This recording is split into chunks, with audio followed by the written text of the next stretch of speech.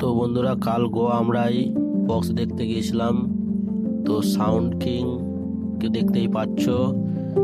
তো ওর সামনে আছে সাউন্ড কিলার, দুটোই মারাত্মক সেট, নাম করা। দুটোই সামনাসামনি দাঁড়িয়ে আছে, মুখোমুখি।